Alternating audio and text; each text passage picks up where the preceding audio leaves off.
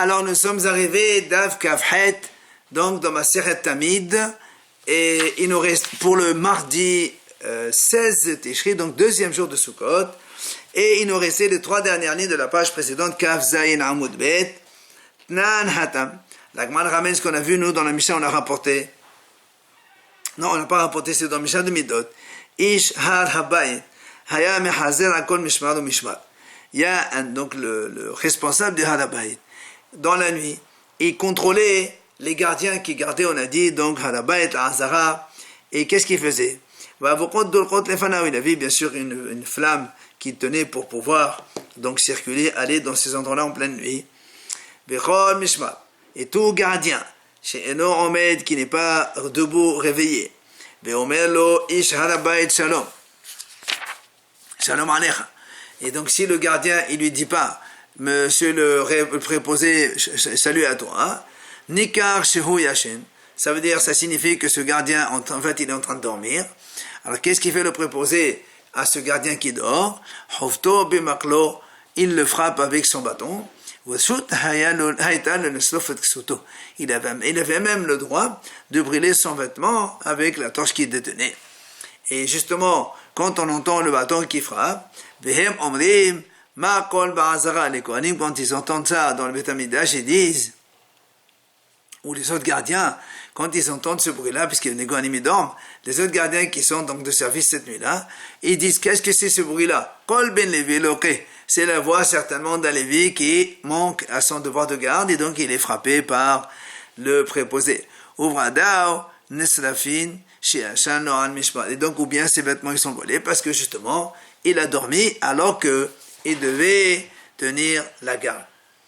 Rabbi Eliezer ben Yaakov Omer Rabbi Eliezer dit, Pa'amahat, une fois justement, Matzout ahi emi yashen, une fois ils ont trouvé le frère de ma mère qui était donc Lévi et gardé. Il dormait, mais ça faut d'exoto. Il a dit voilà, ils ont volé son vêtement, évidemment, parce qu'il n'a pas gardé convenablement le Beth Amikdash. Amar Rabbi Yahya bar Abba, il vient Rabbi Yahya bar Abba, il dit, qui m'a Rabbi Yohanan behamat nita. Quand Rabbi Yohanan il est arrivé à cette braïta, Amar il dit comme ça, Ashlehem la rishonim, heureux, ils sont les premiers. Shafinu al onis shina osim din.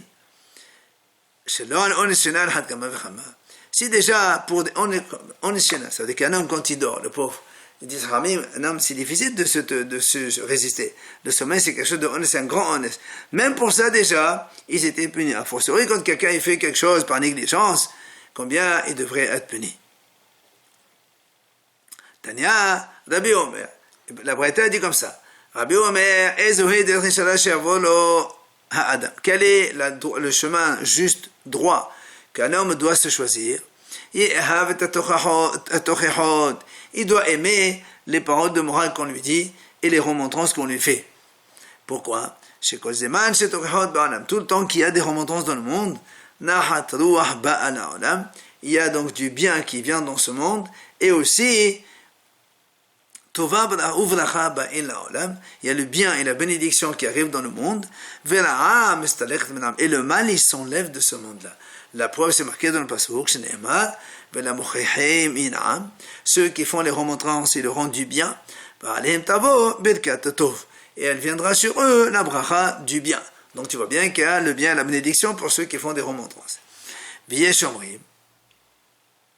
Certains disent c'est quoi le droit chemin qu'un homme doit choisir? C'est Yahazir be'emunah yetera.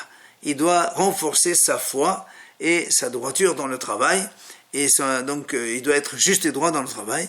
Shene'emar, Ainai, bene'em ne'er, Hachem il dit comme ça, mes yeux avec ne'em ne'er, ceux qui sont droits dans la terre, la Shevet, il m'a dit, ils sont à côté de moi. Amar Rabbi Shmuel ben Nachmani. Il dit Rabbi Shmuel ben Nachmani, Amar Rabbi Yonatan, il dit Rabbi Yonatan, Kol hamuchiach havero leshem shamayim. Celui qui fait des remontrances à son prochain, leshem shamayim au nom du ciel, zoché lehecho shel hakadosh baruch hu, il mérite d'être dans la partie d'Hachem et Torah, c'est-à-dire dans la providence, dans le cercle de la providence d'Hachem, comme le passage dit Mochiach Adam Aharai, celui qui fait des remontrances à l'homme, Aharai, il est après moi, donc il est à côté de moi. Vélod, et pas que ça seulement. Et là, Hachem lui amène un fil de grâce sur son visage. C'est ce que le pasuk dit dans la suite. Il trouvera de la grâce. Il ne faut pas croire que parce que tu fais des remontrances, alors les gens ils vont t'en vouloir. Pas du tout, au contraire. Tu trouveras de la grâce. Hachem, il t'amènera de la grâce sur toi. Même Mahalek Lachon, c'est mieux que celui qui il fait donc de Hanifout, donc comment ça va dire, des félicitations ou le lèche, comme on dit comme ça. Après, on a dit, mais ça, on a dit que le Kohen, quand il a eu un cadet, il passe dans le passage souterrain, il va dans les toilettes, et après, à la fin, et lui, il s'en va, et on revient à Mishnah de cette mesure, on a dit dans la Mishnah, celui qui veut faire le premier service, Trumat Hadeshen, donc le prélèvement des cendres, il va faire le mikvé, il se présente jusqu'à ce que le préposé arrive. Alors, la Gemara dit, il y a une question ici. Comment? Tu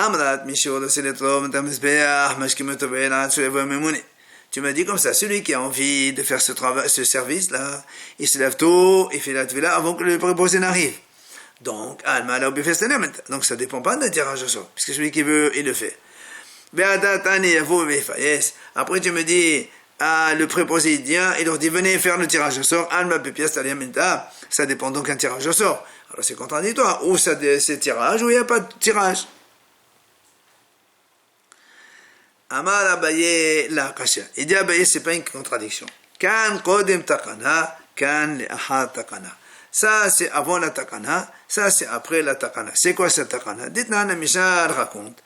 Badishona au début, justement, kol mishi c'est le tom de Bezah Torim. Celui qui veut faire le premier service Trumat Hadeshen, donc c'est très bonne heure le matin, il peut le faire. Qu'est-ce qu'ils font? Ils se lèvent le matin pour le faire. Maintenant, Bisman Shin Merubin. Si maintenant ils sont 2 ou 3 ou plus, donc ils sont levés pour ça. Ils vont courir dans la pente jusqu'au Mesbéach pour arriver faire Trumat Hadeshen sur le Mesbéach. Maintenant, celui qui arrive le premier dans les 4 amot du Mesbéach, c'est lui qui a donc le rôle de faire Trumat Hadeshen. Hayushnai. Si maintenant ils arrivent 2 ex aequo, Shavin, Hayushnai Shavin, donc 2 ex aequo, ils arrivent au même temps. Le préposé leur dit, maintenant on fait un tirage au sort. Qu'est-ce qu'ils font sortir quand ils font un tirage au sort? Avec le doigt comme ça, on a dit que les Kohanim se mettaient en cercle, le préposé au milieu, il dit un chiffre, il commence à compter par un, et celui qui arrive, donc ce sera lui tiré au sort. Quel doigt? L'un ou l'autre, un ou deux. Il dit, celui qui est assez fort, il fait un seul, mais celui qui est faible, il fait 2 doigts, comme ça on le voit. Mais,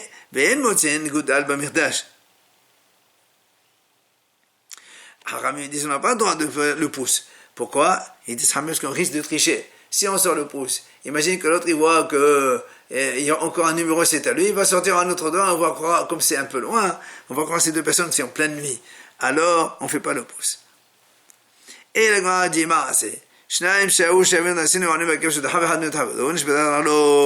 une fois ils sont arrivés 2 ex aequo, un il a poussé l'autre donc à partir donc à côté du Mesbéach, le Mesbéach faisait 5 mètres de haut, et il est tombé de l'autre côté, il s'est cassé le pied. Évidemment, quand le Biddin ils ont vu que maintenant on arrive à des situations dangereuses comme celle-là, qu'on ne fait plus de Trumat Hadeshen que seulement après un tirage au sort. Rava dit une deuxième réponse, et je peux te dire que les 2 mashmaot de la Braïta, c'est après la takana. Alors comment une fois il y a un tirage au sort, une fois c'est celui qui se lève le premier, celui qui veut justement, il se lève tôt le matin, il fait la tvila, il va pour aller faire le tirage, tout simplement.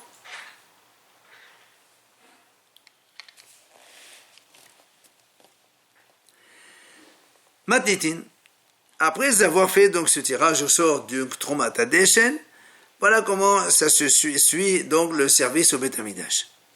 Natal et Amavter, donc le Sekhan Betav, celui qui est responsable, il prend la clé.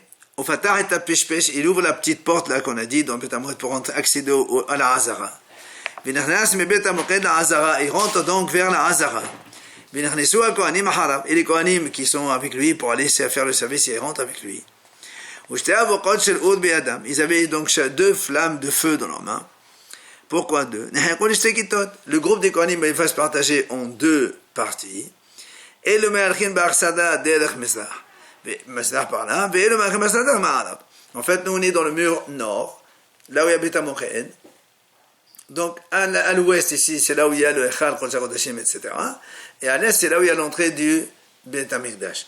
Donc il y a une partie des Kohanim, ils vont se diviser en 2 parties. Donc une partie, ils vont aller côté Ba'arsada, dans une sorte de préau là-bas, côté direction est. Et l'autre va de direction ouest. Et qu'est-ce qu'ils font là-bas? Ils vérifient que tous les instruments, tout ce qui est nécessaire pour le service du jour, il est donc à sa place. Ils arrivent tous les deux à l'endroit où on doit faire les havitin. La Nishka, on fait havitin, c'est le havitin du Kohen Gadol. Quand on fait moitié le matin, moitié l'après-midi, le Kohen Gadol, il doit amener ça tous les jours. D'accord? Ça se trouvait dans Mizrah, dans l'est, à gauche de la porte de Nicanor. Quand ils arrivent là-bas, c'est que tout le monde, ils se disent donc tous les Kohanim entre eux, tout va bien. Alors, ils ont nommé les responsables d'un Kohanim qui vont faire maintenant préparer les Menhat Havitim du Kohen. Et après, celui qui a eu donc le privilège avec le tirage au sort, qui va faire Tomat HaDeshen, c'est lui qui va aller donc vers le Mesbéach pour faire cela. Et les Kohanim, ses amis, lui disent, attention, ne touche pas les ustensiles du Beth HaMikdash, notamment l'appel pour aller prélever la cendre, avant de sanctifier tes mains et tes pieds à partir du kior. Ils lui disent aussi, et de l'appel dans lequel tu vas prélever la cendre, elle se trouve dans l'angle entre le kevesh, c'est-à-dire la pente du Mesbéach, et le Mesbéach, côté donc Echal. Et là-bas, en Adam nichnas imo velo ned biyado. Ce Kohen qui va faire Tomat HaDeshen, il va aller tout seul pour aller prendre cette chose-là, cette pelle pour aller faire Tomat HaDeshen. Et il n'a pas besoin de prendre une flamme une torche pour s'éclairer. Pourquoi? Parce que le Mesbéach, il y avait un grand feu, et le feu du Mesbéach, il éclairait autour de lui de façon donc impeccable. Lo ayudo imoto, évidemment, ces Kohanim, il ne peut pas le voir, puisque le Mesbéach, comme il mesure 5 mètres, lui il se trouve de l'autre côté, eux ils se trouvent côté Mizrah, et lui il est parti du côté donc Ma'alav, il ne le voit pas, bien sûr. Mais là, ils n'entendent pas ce qu'il fait.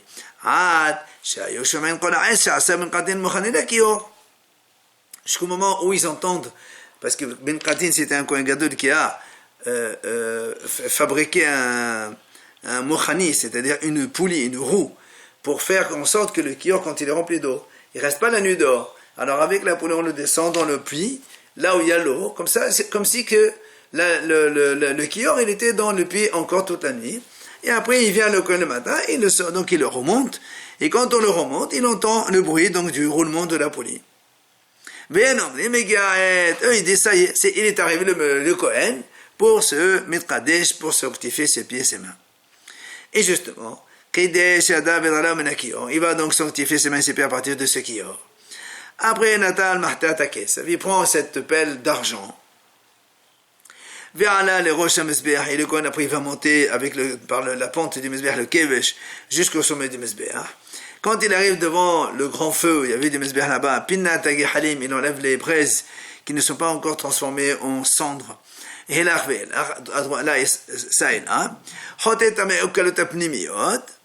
il prend avec la pelle donc toutes les braises qui sont complètement donc transformées en cendres, et il remplit la pelle. Yalad, après il descend à travers la pente.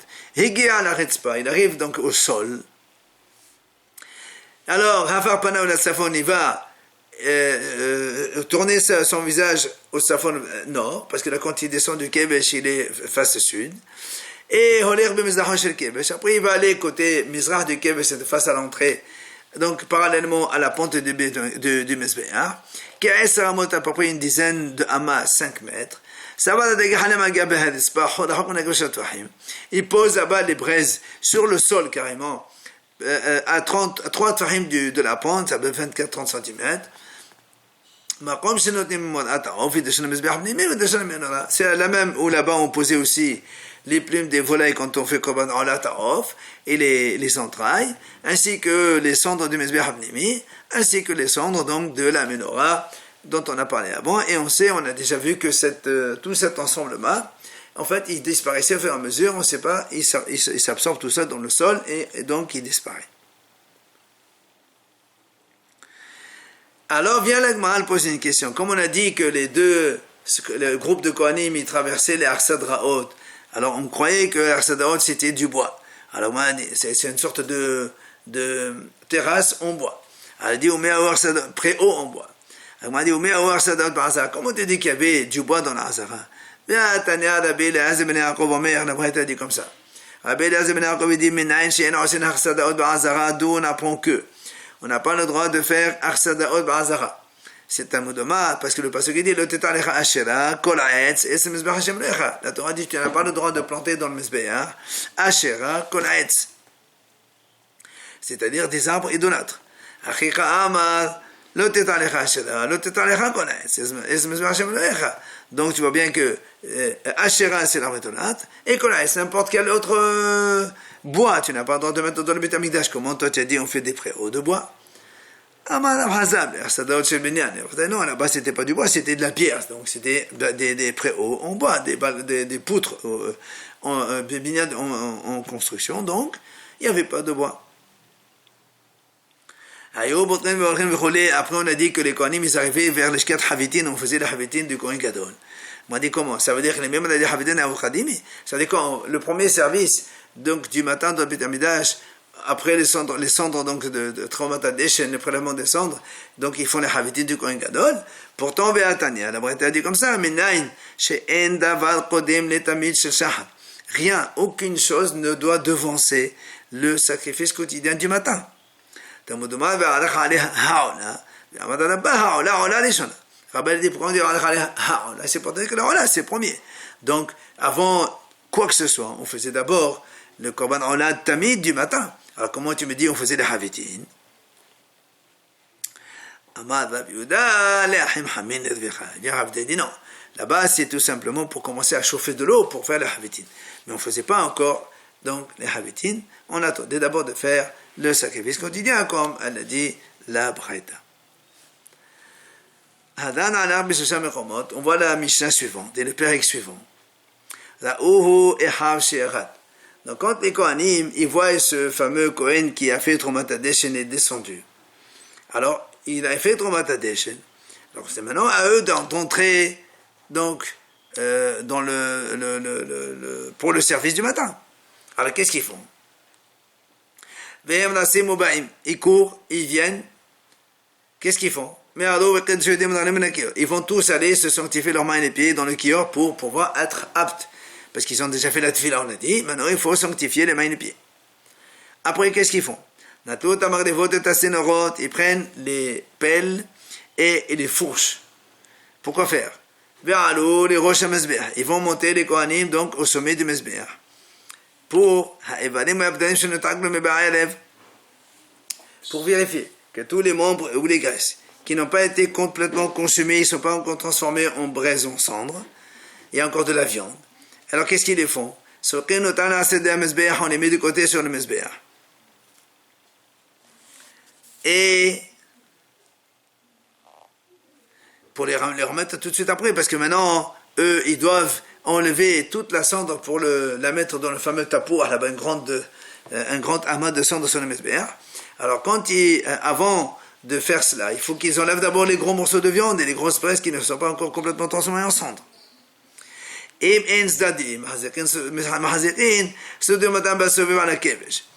les côtés de Mizbeach ne suffisent pas, il y avait trop de viande qui n'ont pas été consommées, on les mettait soit sur le sevev, donc le sevev c'est la partie vers le milieu du Mizbeach dans laquelle il y a une amas sur lequel le Kohanim pouvait marcher, ou bien à la keb chaussure sur la pente, on la mettait sur la pente. Qu'est-ce qu'ils font après les Kohanim? Donc ils prennent toute la cendre qu'il y a dans la malacha, ils la mettent sur le tapouah. Donc là-bas, il y a un endroit où on mettait de la cendre.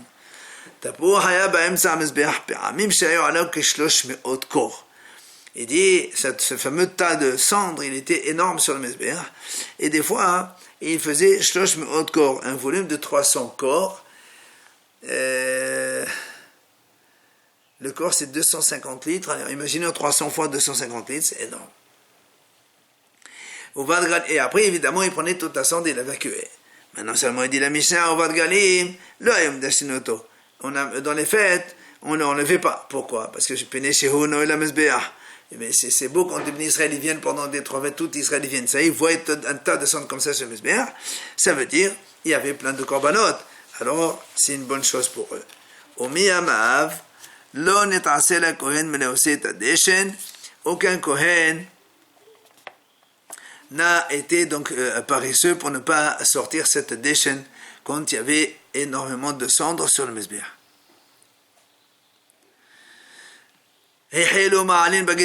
Alors quand ils ont fini ça, alors ils vont mettre maintenant des bûches, des nouvelles bûches pour faire du feu, augmenter encore le feu, comme ça, ça va poursuivre la consommation de ces éléments, de ces viandes et graisses qu'on a enlevées de côté. Les sadet amaraka. Alors, le Mishnah dit, est-ce qu'on peut amener n'importe quel bois pour le feu du Mizbeach? On dit, oui, effectivement, on peut amener tout ce qu'on veut. Mais seulement, sauf les bois de vigne et les bois d'olivier, ceux-là, on ne les prend pas pour brûler dans le Mizbeach. Aval, le Mishnah dit, on avait l'habitude de prendre, on prenait des bois de figuier, donc soit de noisetier, soit du bois dans lequel donc on faisait, donc on extrait de l'huile.